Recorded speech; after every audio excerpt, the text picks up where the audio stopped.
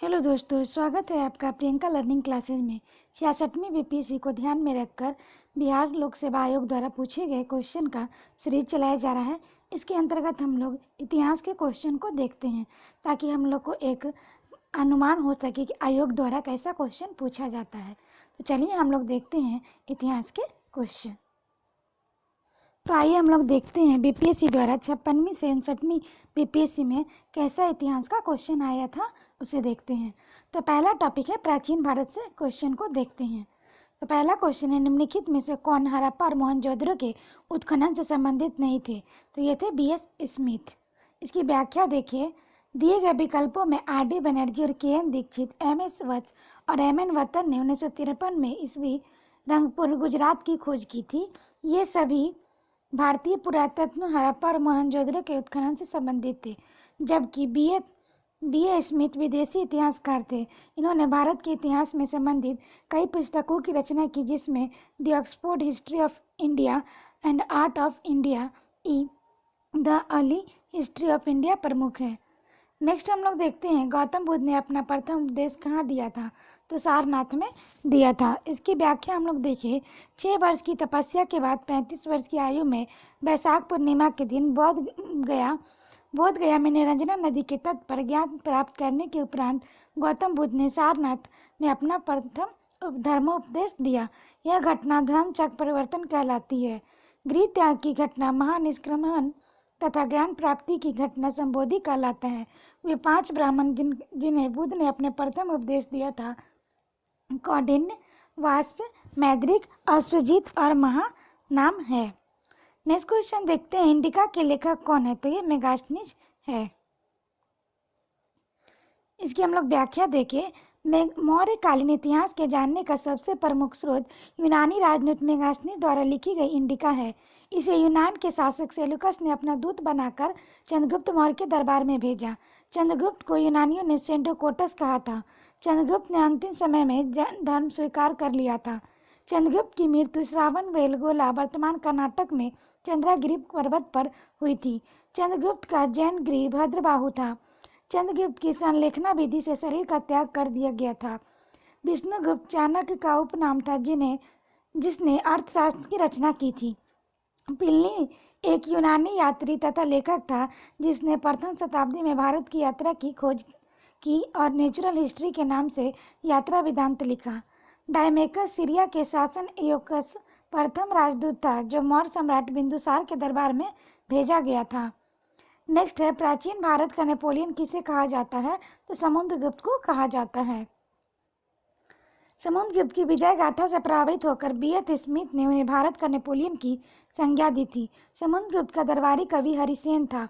इलाहाबाद में स्थित प्रयागप्रस्ती की रचना हरिसेन ने की थी। समुद्रगुप्त को बीना बजाते हुए सिक्कों पर दिखाया गया है। नेक्स्ट है, हर्षवर्धन के शासनकाल में किस चीनी यात्री ने भारत की यात्रा की थी? तो वेनसांग ने की थी। इसके व्याख्या को देखें। भारत में बौद्ध धर्मों का अध्ययन करने और बौद्ध तीर्थ स्थलों के दर्शन के उद्देश्य से बौद्ध भिक्षु व चीनी यात्री वेनसांग ने हर्षवर्धन के समय भारत की यात्रा की। हर्ष का दरबारी कवि बाणभट्ट था। उसने नालंदा विश्वविद्यालय में अध्ययन किया और वहां उप कुलपति भी रहा। उसका यात्रा वेदांत सिंह युकी नाम से विख्यात है। वेनसांग की मंत्रियों में राजकुमार, नीति का पंडित तथा वर्तमान शाक्य मुनि के नाम से जाना जाता है। नेक्स्ट है, नालंदा विश्वविद्यालय के संस्थापक कौन थे? तो कुमारगुप्त थे। चंद्रगुप्त विक्रमादित्य की मृत्यु के बाद कुमारगुप्त प्रथम शासक बना, जिसका कार्यकाल 414 से 455 ईस्वी तक था। उसने दसपुर में एक सूर्य मंदिर का निर्माण करवाया तथा नालंदा में एक विहार की स्थापना भी करवाई, जो आगे चलकर नालंदा विश्वविद्यालय के नाम से विख्यात हुआ। गुप्त काल में सोने के सिक्के सबसे ज्यादा जारी हुए थे, जिसे दिनार कहा जाता था। धनवंतरी और सुश्रुतगुप्त काल के विख्यात बौद्ध थे। पाल शासक धर्मपाल विक्रमशिला विश्वविद्यालय की स्थापना की। गुप्त शासकों ने सर्वाधिक अभिलेख कुमारगुप्त से ही प्राप्त हुए, जबकि कुमारगुप्त के अधिकाधिक संख्या में मयूर आकृति की मुद्राएं प्रचलित थी। नेक्स्ट है, 2.5 दिन का झोपड़ा क्या है? तो ये मस्जिद है। इसकी व्याख्या देखिए। लाख वर्ष के उपनाम से विख्यात कुतुबुद्दीन ऐबक भारत का प्रथम मुस्लिम शासक था। उसने कुतुब मीनार का निर्माण आरंभ करवाया था। अजमेर में 2.5 दिन का झोपड़ा नाम से एक प्रसिद्ध मस्जिद बनवाई। कुतुबुद्दीन ऐबक ने भारत में प्रथम मस्जिद दिल्ली कुतुब उल इस्लाम बनाई थी।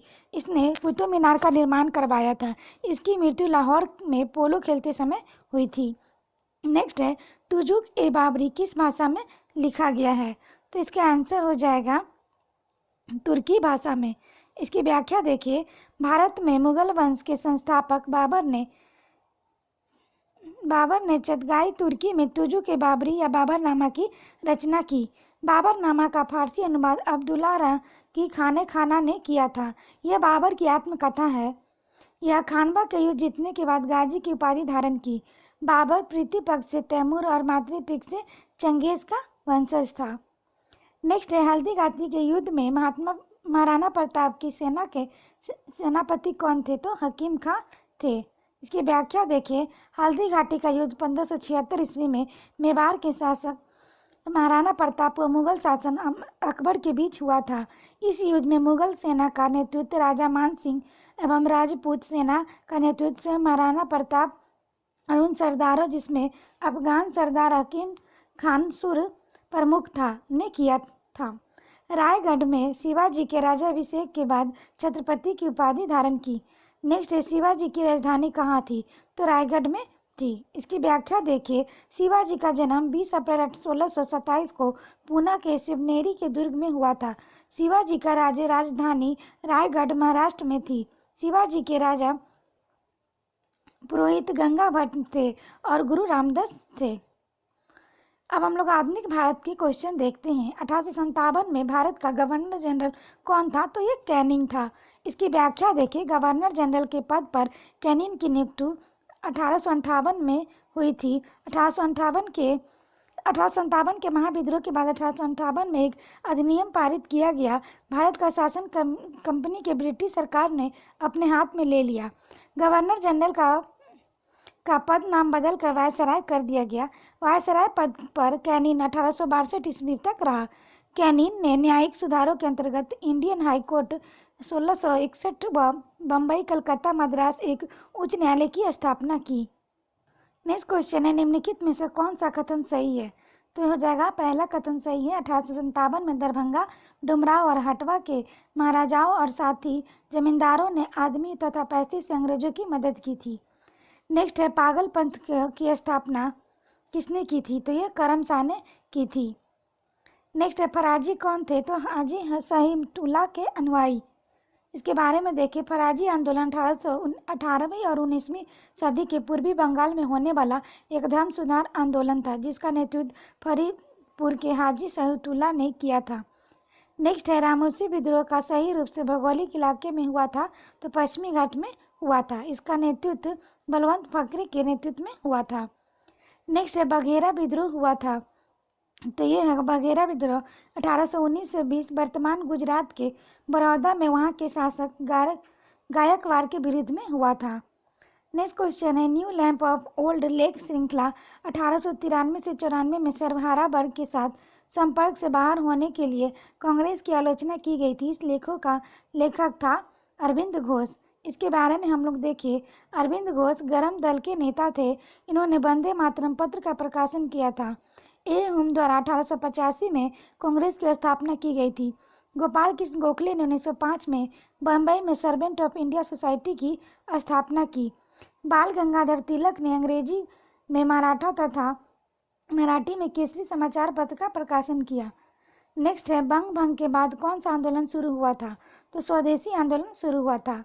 इसकी व्याख्या देखिए, ब्रिटिश संसद द्वारा 20 जुलाई 1905 को बंगाल के विभाजन का निर्णय की घोषणा की गई जिसे 16 अक्टूबर 1905 को लागू किया गया।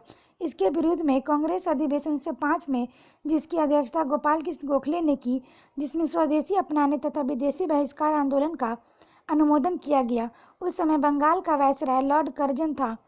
लॉर्ड कर्जन ने सर फ्रेजर की अध्यक्षता में पुलिस आयोग की स्थापना की। कर्जन ने सर थॉमस टेलो की अध्यक्षता में विश्वविद्यालय आयोग का गठन किया तथा भारतीय विश्वविद्यालय अधिनियम 1904 में पास किया गया था। नेक्स्ट है, मैडम कामा ने 1907 में प्रथम तिरंगा ध्वज कहाँ फहराया था? तो ये स्टुगार्ट में फहराया था। इसकी व्याख्या देखिए, मैडम भिकाजी कामा का जन्म 1861 मुंबई में पारसी परिवार में हुआ था।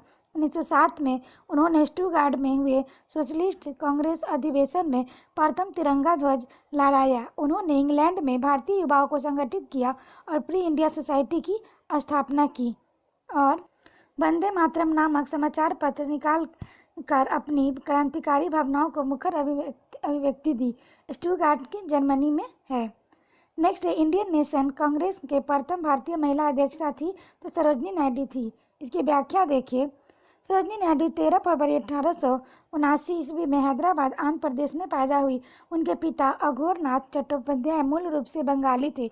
1925 ईस्वी में भारतीय राष्ट्रीय कांग्रेस में कानपुर अधिवेशन का प्रथम भारतीय महिला अध्यक्ष बनी, जबकि एनी बेसेंट भारतीय राष्ट्रीय कांग्रेस का प्रथम महिला ब्रिटिश गैर भारतीय अध्यक्ष बनी। स्वतंत्रता प्राप्ति के बाद सरोजनी नायडू भारत की प्रथम महिला राज्यपाल उत्तर प्रदेश 15 अगस्त 1947 को 2 मार्च 1949 ईस्वी की बनी। उन्हें भारत कोकिला के उपाधि से जाना जाता है। नेक्स्ट है, बिहार में कौन सा स्थान में गांधी जी ने प्रथम सत्याग्रह किया था तो चंपारण में किया था। इसकी व्याख्या देखें। 3 कठिया प्रथा 1 बीघा से 3 कट्ठा जमीन पर नील की खेती करना अनिवार्य था के विरुद्ध भारत में सत्याग्रह का प्रथम प्रयोग गांधी जी द्वारा 1917 में बिहार के चंपारण में किया गया। चंपारण सत्याग्रह का गांधी जी द्वारा सफल नेतृत्व किए जाने से प्रभावित रविन्द्रनाथ टैगोर ने उन्हें महात्मा की उपाधि से सुशोभित किया। 3 कठिया प्रथा में किसानों को अपनी भूमिका में 3/20वें भाग में नील की खेती करना अनिवार्य था। राजकुमार शुक्ल चंपारण से जुड़े प्रमुख आंदोलनकारी ने गांधी जी को चंपारण में बुलाया था। नेक्स्ट है, 1920 से 22 के असहयोग आंदोलन के दौरान बिहार में प्रचलित मान्यताओं में से यह थी कि उनकी जीत होगी क्योंकि गांधी धर्म के प्रतीक थे। इसकी व्याख्या देखिए। इस असहयोग आंदोलन के पहले गांधी जी 1917 में बिहार के चंपारण में अंग्रेजों की नील नीति के खिलाफ अपना पहला सफल सत्याग्रह भारतीय जनमानस में अपनी अलौकिक शक्ति को लोहा मनवा चुके थे। लोक चर्चाओं में अब गांधी जी एक अवतारी महात्मा बन चुके थे क्योंकि चंपारण सत्याग्रह की सफलता से प्रभावित होकर रविन्द्रनाथ टैगोर ने गांधी जी को महात्मा की उपाधि से सम्मानित किया था। अतः बिहार में एक प्रचलित मान्यताओं में असहयोग आंदोलन में भी गांधी जी के नेतृत्व जीत की पक्की मानी जा रही थी। अब हम लोग नेक्स्ट क्वेश्चन देखते हैं। किस घटना के बाद महात्मा गांधी ने असहयोग आंदोलन को अपनी हिमालय जैसी भूल बताई थी तो चौरा चौरी के बारे में। तो इसकी व्याख्या देखें। कलकत्ता में कांग्रेस के विशेष अधिवेशन 1920 में पास हुए असहयोग आंदोलन संबंधी प्रस्ताव को नागपुर में 1920 में हुए कांग्रेस के वार्षिक अधिवेशन में पुष्टि दी गई। फरवरी 1922 में 1922 में गांधी जी ने वायसराय को एक पत्र लिखकर धमकी दी कि यदि 1 सप्ताह के अंदर सरकार की उत्पीड़नकारी नीतियां वापस नहीं ली गई तो व्यापक सविनय अवज्ञा आंदोलन शुरू हो जाएगा। समय सीमा पूरा होने से पहले ही उत्तर प्रदेश के गोरखपुर जिले में स्थित चौरी चौरा नामक स्थान पर 5 फरवरी 1923 को पुलिस के 22 जवानों को थाने के अंदर जिंदा जला दिया गया। इससे आहत होकर गांधी जी ने असहयोग आंदोलन वापस ले लिया। आंदोलन समाप्त होते ही 10 मार्च 1922 को गांधी जी को गिरफ्तार कर लिया गया। बाद में अपने इस निर्णय को उन्होंने हिमालय जैसी महान भूल बताया। नेक्स्ट है, 1922 में गया के इंडियन नेशनल कांग्रेस के अधिवेशन के अध्यक्ष कौन थे तो चित्तरंजन दास थे। इसकी व्याख्या देखिए। देशबंधु के उपनाम से विख्यात चित्तरंजन दास 1922 के कांग्रेस के गया अधिवेशन की अध्यक्षता की। मोतीलाल नेहरू के साथ मिलकर उन्होंने स्वराज पार्टी का गठन किया। हम लोग नेक्स्ट देखते हैं किस क्षेत्र में राहुल संस्कृत्यायन 1920 में असहयोग आंदोलन के सक्रिय थे तो ये हो जाएगा छपरा। इसकी व्याख्या हम लोग देखें।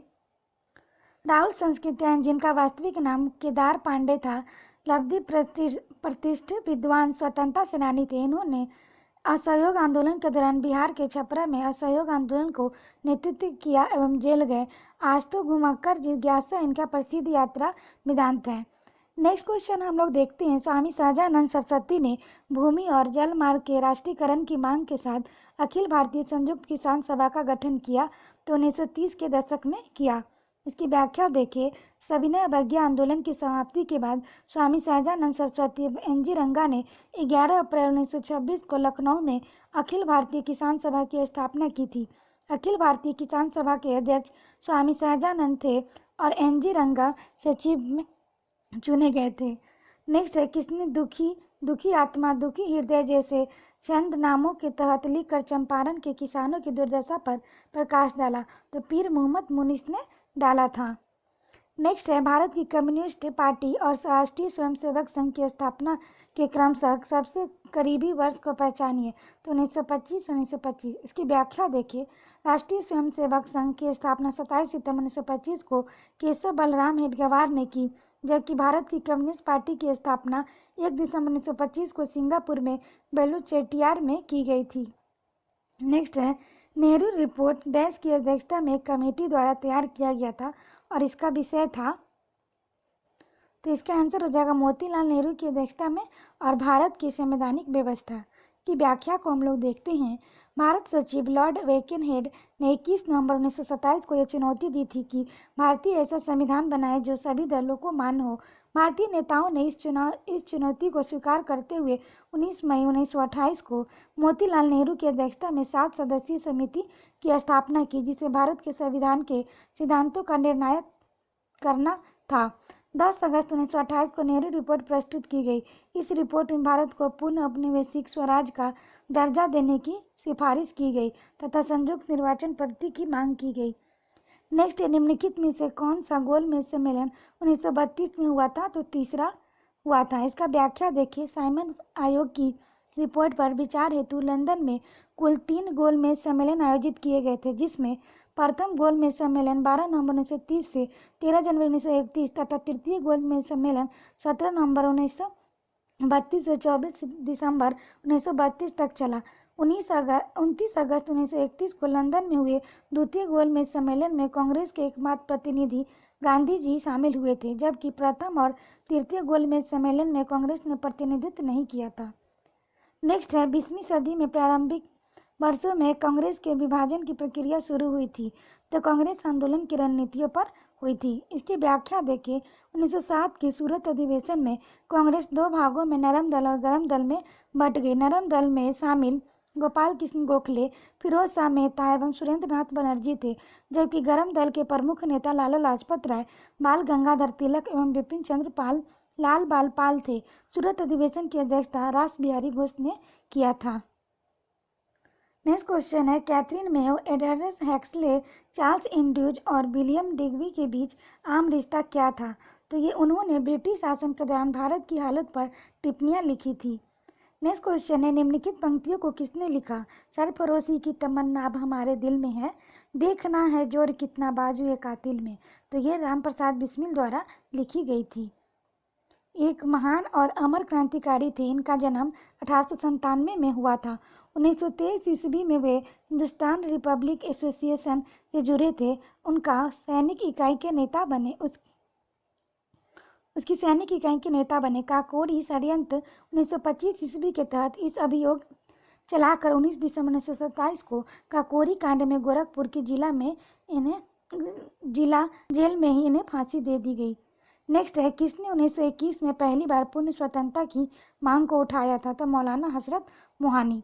इसकी व्याख्या देखें। प्रसिद्ध उर्दू शायर एवं कांग्रेसी नेता हजरत मोहानी ने 1921 में अखिल भारतीय कांग्रेस फोरम में पहली बार पूर्ण स्वराज कंप्लीट इंडिपेंडेंस की मांग की थी। 1921 में कांग्रेस अधिवेशन अहमदाबाद में आयोजित हुआ। इसे कार्यकारी अध्यक्ष के हकीम अफजल खां थे। नेक्स्ट हम लोग देखते हैं 60 से 62वीं में आए गए क्वेश्चन को। तो प्राचीन भारत के क्वेश्चन देखते हैं। तो पहला क्वेश्चन है, निम्न में से किस हड़प्पा कालीन स्थल से हाल का टेराकोटा प्राप्त हुआ था? तो बनवाली से प्राप्त हुआ था। इसकी व्याख्या देखें। बनवाली हरियाणा के हिसार जिले में स्थित है। इस स्थल का उत्खनन 1973 से 74 में RS बिष्ट द्वारा करवाया गया था। इस स्थल से टेराकोटा का हल, मकानों में अग्नि वेदिकाएं एवं लघु नारी मूर्तियां भी मिली। धौलावीरा गुजरात में स्थित सैंधव सभ्यता का सबसे प्राचीन और सर्वाधिक सुव्यवस्थित खूबसूरत सा बड़ा नगर था। यहाँ के घोड़े की कलाकृतियों के अवशेष मिले। कालीबंगा राजस्थान के गंगानगर जिले घग्गर नदी के बाएं किनारे पर स्थित है। यहाँ से सबसे महत्वपूर्ण उपलब्धि एक जूते हुए खेत की प्राप्ति है। लोथल गुजरात से अहमदाबाद में स्थित है। यह विश्व की प्राचीनतम ज्ञात गोदीवाड़ा है। नेक्स्ट है कलिंग नरेश खारवेल का संबंध था, तो इसकी व्याख्या हम लोग देख ले। प्रथम शताब्दी ईसा पूर्व में कलिंग भारत का एक अत्यंत शक्तिशाली राज्य था। इस समय यहाँ पर चेदी वंश के महामेघवान वंश का शासन था। इस वंश का संस्थापक महामेघवाहन था। इस वंश का सबसे शक्तिशाली राजा खारवेल हुआ, जिसके बारे में हम विस्तृत जानकारी उसके उड़ीसा के भुवनेश्वर में उदयगिरी के पहाड़ियों पर स्थित हाथी गुफा अभिलेख से प्राप्त हुई थी। सातवाहन वंश का शासन ऊपरी दक्कन में स्थित था। पुराणों में इस वंश का संस्थापक का नाम सिंथुक बताया। इस वंश का सबसे विख्यात राजा गौतमीपुत्र सतकर्णी था। नेक्स्ट है चीनी यात्री शिंयुंग ने भारत यात्रा की थी, तो 515 से 520 ईस्वी तक की थी। इससे पहले भारत की यात्रा करने वाला चीनी यात्री फैयान 399 से 414 ईस्वी था, तथा इसके बाद यात्रा करने वाले चीनी यात्री हेनसांग 627 से 643 ईस्वी था।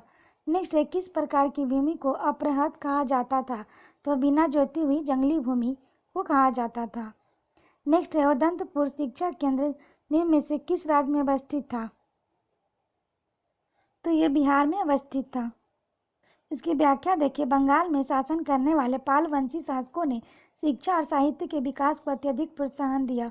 पाल वंशी शासक महान निर्माता थे। इन्होंने विक्रमशिला, उदंतपुरी और सोमपुरी के शिक्षण संस्थाओं की स्थापना की। इसने विक्रमशिला को कालांतर में विश्वविद्यालय का स्थान ग्रहण कर ख्याति प्राप्त अंतर्राष्ट्रीय विश्वविद्यालय बन गया था। नेक्स्ट है मध्यकालीन भारत। दीवान ए अर्ज विभाग संबंधित था, तो ये रक्षा विभाग से था। इसकी व्याख्या देखें। सल्तनत काल में आरिज ए मुमालिक के विभाग को दीवान ए अर्ज कहा जाता था। इस विभाग की स्थापना बलबन ने की थी। आरिज ए मुमालिक सैन्य विभाग, रक्षा विभाग की प्रमुख अधिकारी होता था। दीवान ए ईसा का संबंध शाही पत्रकार से था। वित्त विभाग का संबंध दीवान ए मुस्तखराज से था। इस विभाग की स्थापना श्री अलाउद्दीन खिलजी को है। नेक्स्ट है बहमानी राज्य के संस्थापक कौन थे, तो अलाउद्दीन हसन थे। इसकी व्याख्या देखें। बहमानी राज्य की स्थापना 1347 ईस्वी में अबुल हसन मुजफ्फर अलाउद्दीन बहमन शाह ने की। वह आरंभ में यह ब्राह्मण गंगू का नौकर था। बहमन शाह एक योग्य शासक था। उसने गुलबर्गा को अपनी राजधानी बनाया तथा उसका नाम अहमदाबाद रखा। उसका राज 4 सूबों में बटा था। नेक्स्ट है फारसी यात्री अब्दुल रजाक भारत में किस राजा के सल्तनत शासन काल में आया था, तो यह देवराय द्वितीय। इसकी व्याख्या देखिए। अब्दुल रजाक के विजयनगर की यात्रा 1442 ईस्वी से 1445 ईस्वी देवराय द्वितीय के शासन काल में की थी। अब्दुल रजाक ईरान के शाहरुख का राजदूत था। उसने विजयनगर राज्य के वैभव तथा ऐश्वर्य के बारे में संजीदा वर्णन किया। भारत के दक्षिणी पश्चिमी तट पर विजयनगर राज्य की स्थापना का श्रेय हरिहर और बुक्का नामक 2 भाइयों को जाता है। नेक्स्ट क्वेश्चन है जसवंत व दसावन प्रसिद्ध चित्रकार मुगल सम्राट के दरबारी थे, तो अकबर के थे। इसकी व्याख्या देखिए। अकबर अपनी शासनकाल में चित्रकला का विरोध का विशेष प्रोत्साहन दिया। उसने अब्दुल समद और के नेतृत्व में चित्रकला का एक पृथक विभाग खोल दिया।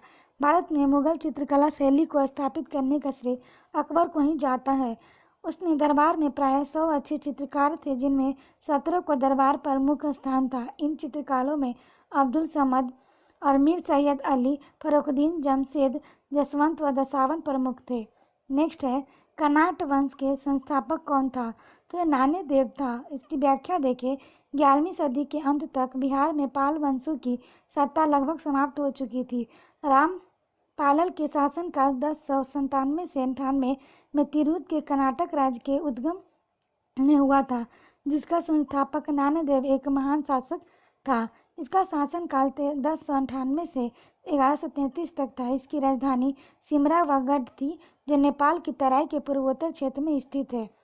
नेक्स्ट है बिहार का प्रथम मुस्लिम विजेता कौन था, तो होगा बख्तियार खिलजी। इसकी व्याख्या देखें। बिहार का प्रथम मुस्लिम विजेता बनने का श्रेय इख्तियारुद्दीन मोहम्मद इब्ने बख्तियार खिलजी को है। वह बनारस और अवध के सेनापति मलिक हसमुद्दीन का सहायक था। बख्तियार खिलजी का बिहार में पहली महत्वपूर्ण सफलता उदंतपुरी बिहार शरीफ की विजय थी, जो 1198 ईस्वी में प्राप्त की थी। बख्तियार खिलजी औपचारिक रूप से कुतुबुद्दीन ऐबक के अधीन शासन करता था। नेक्स्ट है राजनीतिक रत्नाकर का लेखक है, तो यह चंदेश्वर है। नेक्स्ट क्वेश्चन है जसवंत प्रकाश के लेखक है, तो मौलिक कवि है।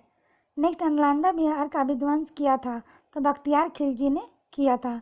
इसकी स्थापना 5वीं सदी में कुमारगुप्त के द्वारा की गई थी।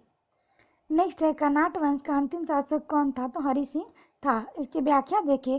कर्नाट वंश का शासनकाल 1098 से 1325 तक रहा। इस वंश को स्थापित करने का श्रेय नान्यदेव को है, जबकि इस वंश का अंतिम शासक हरि सिंह देव था, जो कि एक समाज सुधारक था। उसी के समय पंजी प्रबंध का विकास हुआ।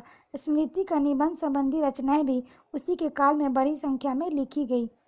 नेक्स्ट हम लोग आधुनिक भारत के क्वेश्चन को देखते हैं। तो पहला क्वेश्चन है निम्न में से संथाल विद्रोह कब हुआ था, तो यह 1855-56 में हुआ था। इसकी व्याख्या देखें।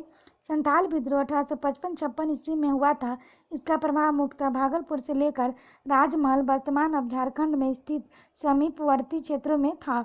जमींदारों और साहूकारों के शोषण और अत्याचार, ठेकेदारों द्वारा संथाल मजदूरों को से बेगारी कराने के साथ साथ पुलिस का प्रशासन के कठोर कार्रवाई आदि इस विद्रोह के कारण थे। इस विद्रोह का नेतृत्व सिंधु कानी भैरव चांद नामक 4 भाइयों ने किया था। नेक्स्ट है सुरेंद्र नाथ बनर्जी को किस वर्ष भारतीय सिविल सर्विसेज से हटाया गया, तो इसका आंसर होगा 1874 में हटाया गया था। नेक्स्ट है द्वैध शासन का जनक किसे माना जाता है, सर लियोटी कार्टियस को माना जाता है। नेक्स्ट है अखिल भारतीय किसान कांग्रेस का गठन किया था 1936 में किया था। नेक्स्ट है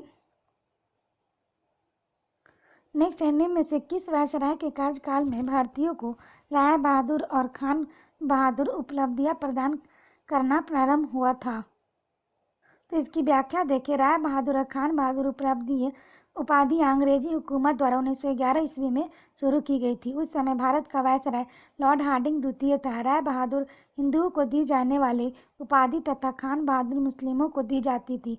लॉर्ड रिपन को भारत में वित्तीय विकेंद्रीकरण का जनक माना जाता है। लॉर्ड लिटन के कार्यकाल की प्रमुख घटनाएं अकाल आयोग की नियुक्ति 1878 और वर्नाकुलर प्रेस एक्ट 1878 है। लॉर्ड मेयो के समय 1971 में भारत की प्रथम जनगणना भी हुई थी। नेक्स्ट है बिरसा को सोते हुए पकड़ा गया था, तो 3 फरवरी 1900 को पकड़ा गया था। नेक्स्ट है मुसलमान यदि खुश और संतुष्ट है तो भारत में ब्रिटिश शक्ति का महत्व का बचाव होगा। यह किसने लिखा था, तो W हंटर ने लिखा था। नेक्स्ट क्वेश्चन है मुझे विश्वास है कि कांग्रेस अपने विनाश की तरफ जा रही है और मेरी बड़ी इच्छा है कि भारत में रहते हुए इसने शांति प्रिय निधन के लिए इसका सहायक बनूं, तो हो जाएगा लॉर्ड कर्जन। नेक्स्ट क्वेश्चन हम लोग देखते हैं 1936 में लखनऊ में अखिल भारतीय किसान सभा का प्रथम अध्यक्ष किसे चुना गया, तो यह हो जाएगा स्वामी सहजानंद सरस्वती को चुना गया था। यह सम्मेलन फैजपुर में आयोजित हुआ था। नेक्स्ट क्वेश्चन है लंदन में 13 मार्च 1940 को सर माइकल ओ डायर को गोली से मारा गया था, तो यह हो जाएगा उधम सिंह ने मारा था। Udham Singh Michael O Dyer की गोली मारकर हत्या की। मदन लाल ढींगरा और कर्नल विलियम कर्जन वायली की हत्या की। मनदयन पार्थसारथी कम्युनिस्ट पार्टी की स्थापना की। तिरुमल आचार्य करने में सहयोग की। इसको नेक्स्ट फिर से देखते हैं। मनदयन पार्थसारथी तिरुमल आचार्य, इन्होंने कम्युनिस्ट पार्टी की स्थापना करने में सहयोग की। BD सावरकर 1899 में मित्र मेला तथा 1904 में अभिनव भारत की स्थापना की। नेक्स्ट क्वेश्चन 1919 में जब मॉन्टेग्यू चेम्सफोर्ड अधिनियम पास हुआ था तब इंग्लैंड का प्रधानमंत्री कौन था, तो लॉर्ड जॉर्ज था। इसकी व्याख्या हम लोग देखिए। 1919 में मॉन्टेग्यू चेम्सफोर्ड अधिनियम पास होने के समय इंग्लैंड का प्रधानमंत्री लॉर्ड जॉर्ज था। 1921 ईस्वी में क्रियान्वित किया गया जब मॉन्टेग्यू उस समय भारत के सचिव और चेम्सफोर्ड वायसराय थे। नेक्स्ट है समाजवाद का समर्थक कौन था और 1933 में ब्रिटिश शासन देशी राज्यों जमींदारवाद और पूंजीवाद को उखाड़ फेंकना चाहता था, तो ये होगा जवाहरलाल नेहरू। नेक्स्ट क्वेश्चन है अखिल भारतीय फॉरवर्ड ब्लॉक की स्थापना के लिए सुभाष चंद्र बोस से जुड़े और INSA आंदोलन के साथ जुड़े रहे, तो ये होगा शीलभद्र याजी। नेक्स्ट क्वेश्चन है भारतीय क्रांति की जननी किसे कहा गया है, तो हो जाएगा मैडम भिखाई जी रुस्तम कामा। इन्होंने फ्रांस में USSR राणा के साथ मिलकर आतंकवादी गतिविधियों को जारी रखा था। प्रथम विश्व युद्ध के समय फ्रांस और इंग्लैंड की मित्रता हो जाने के कारण उन्हें ज़्यादा सफलता प्राप्त नहीं हुई। नेक्स्ट क्वेश्चन है, ब्रिटिश हाउस ऑफ कॉमन्स में चुने जाने वाले दादा भाई नौरोजी प्रथम भारतीय थे जिन्होंने इस दल की टिकट का लड़ा था, तो उदारवादी दल। नेक्स्ट क्वेश्चन हम लोग देखते हैं, स्वराज दल की स्थापना असफलता के बाद हुई थी, तो असहयोग आंदोलन के बाद। इसकी व्याख्या देखिए, स्वराज दल की स्थापना असहयोग आंदोलन के असफल होने के बाद 1923 ईस्वी में हुई। इसकी स्थापना का श्रेय CR दास तथा मोतीलाल नेहरू सचिव को है। इनका मानना था कि राष्ट्रवादी आंदोलनकारी विज्ञान परिषदों का बहिष्कार बंद कर दे तो व्यवस्थापिका सभाओं में जाकर सरकारी प्रस्तावों का विरोध, सरकारी मशीनरी के कार्यों में रुकावट डालने का प्रयास करना चाहिए। नेक्स्ट क्वेश्चन है, चिटगांव शस्त्र छापामारी की योजना बनाई गई थी, तो सूर्यसेन ने बनाई थी। इसकी व्याख्या देखिए, सूर्यसेन ने अपने सहयोगी अनंत सिंह, गणेश घोष और लोकीनाथ बाउल के साथ मिलकर 1930 ईस्वी में चिटगांव शस्त्रागार लूट की योजना बनाई थी। उन्होंने 1930 ईस्वी में इंडियन आर्मी की चिटगांव शाखा के 65 क्रांतिकारियों के साथ मिलकर कब्जा किया और वहां राष्ट्रीय झंडा फहराया था। सूर्यसेन ने असहयोग आंदोलन में सक्रिय भूमिका निभाई थी। नेक्स्ट क्वेश्चन है, क्रांतिकारी गतिविधियों के साथ कौन सी पत्रिका जुड़ी हुई नहीं थी, तो हो जाएगा गदर। यंग इंडिया नहीं जुड़ी थी। तो संध्या था वरिंद्र कुमार घोष और भूपेंद्र नाथ दत्त, युगांतर बिपिन चंद्र पाल, गदर तारकनाथ दास, यंग इंडिया महात्मा गांधी, इदुलाल याज्ञिक। नेक्स्ट है, भारतीय राष्ट्रीय कांग्रेस के पूर्ववर्ती थी।